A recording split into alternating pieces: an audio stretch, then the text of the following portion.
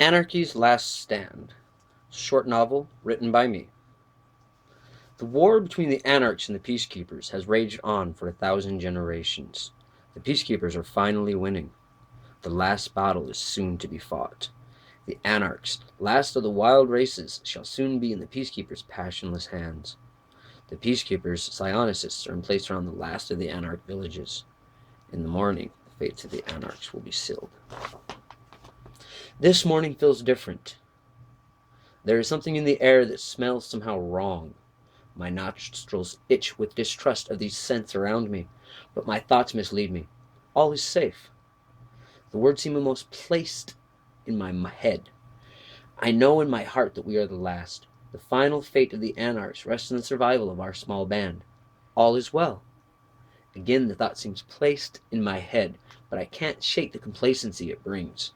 Besides, my mate hungers, as does our brood. It is my turn to seek out food, and I must do it alone.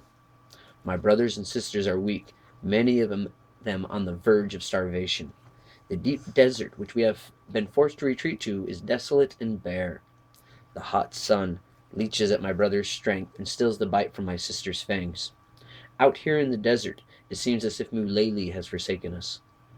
The she-wolf bitch goddess, which is our protector, still shines brightly in the midnight sky, but her glow seems empty and hollow. Perhaps the Krixt has slain even our mistress. If so, then truly we are all alone. The elder slaver god, he whose name cannot be spoken, has come to the aid of the peacekeepers, and with him the Krixt, right hand of order itself. With his power behind them, the peacekeepers have become almost unstoppable. There is no need to scout the area for enemies. We are alone here. Again, foreign words enter my mind. I struggle with these thoughts, but they will not be quelled. I try to feel the warm embrace of rage, or at least the cold grip of fear, that only hunger struggles through. I must find food now, and enough for the entire clan, small band that we are. I'm gone all day in my search, but only the scent of dry desert dust greets my nostrils. The sun sets, and Our Lady of Rage rises as I return for home. When the moon rises, her glow seems to fade, and a soft sigh, like air escaping from an unresistant corpse, tears through my soul. I know this sound somehow. It is the pathetic death mew of our protector. Our mistress Mulele is dead. The end is upon us. I feel both fear and rage as I break into a run. I know what I will find.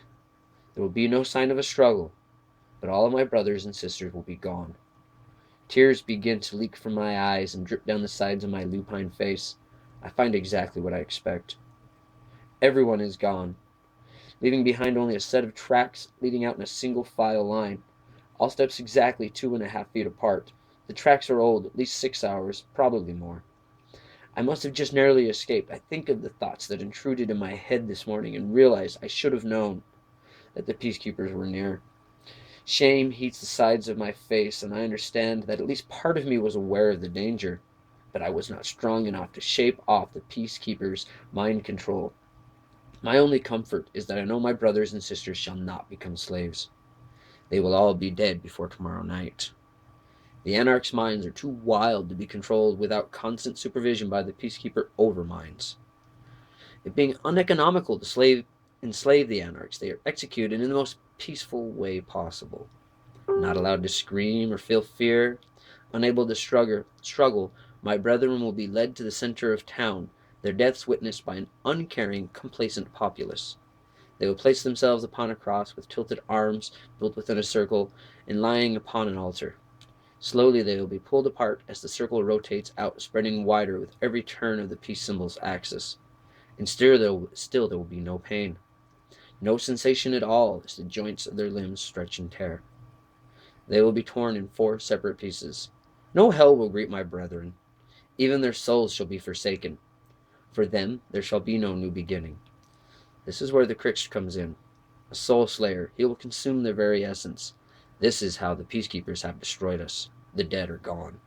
They cannot defend us from the influence of the peacekeeper minds. The door between hell and the waking life has been barred. I slip into the city unannounced, trying with all my might to keep calm.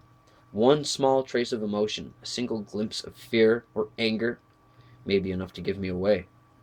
The peacekeepers are constantly watching, searching the minds of their host cities for the slightest glimmer of an emotion. Emotions lead to thought.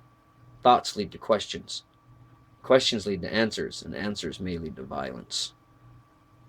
So the peacekeepers keep constant watch for any signs of even the slightest break through their mental shroud, which keeps the populace in constant sedation, going about their days more methodically than bees in a hive.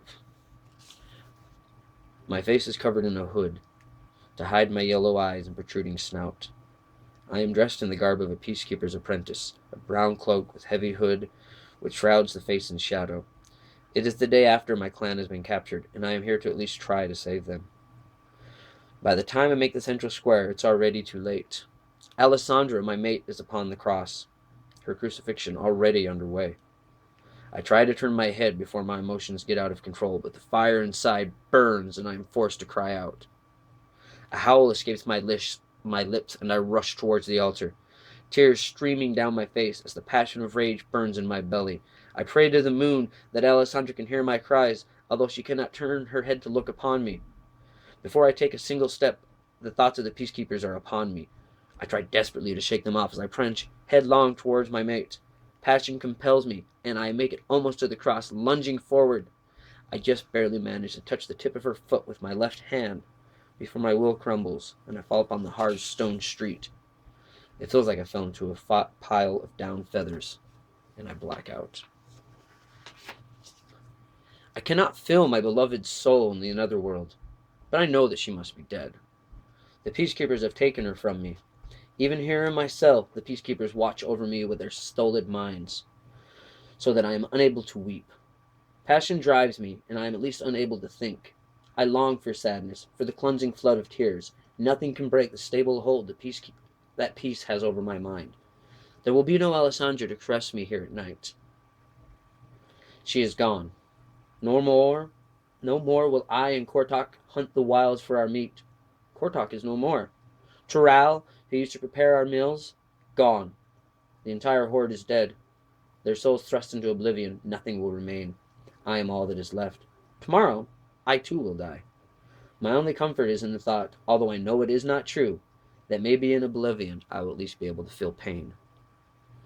The calmness grips me, and I am compelled to rise. My feet step forward of their own accord, each step exactly 2.5 feet apart. I am unable to even try to resist. I feel nothing. No fear, no rage, not even resignation. I approach the altar passively and lay down upon the cross. 2 men in hooded cloaks, similar to the one I wore previously as a disguise, approach. They take my limp arms and slowly strap them into place upon the cross. Their eyes are dull and glassy, lacking emotion. Their steps are exact. They tie my legs. I can feel the pressure of the straps, but I cannot resist. The cords are pulled tight. I feel the presence of the Krixt enter my heart, slowly draining away the essence of my soul, stripping me of my individual nature. One of the mesmerized servants begins to turn the wheel. The process begins. My arms and legs tighten as the pressure increases. Painlessly, my bones begin to slip out of joint. The will expands, bending, stretching, and contorting my limbs. My consciousness fades and gently begins to give way. It feels like sliding off of silk into lukewarm water. My eyes close peacefully, and softly, I begin to die. Suddenly I am alive with searing pain. A voice that has 1,000 voices seems to echo in my soul. Vengeance.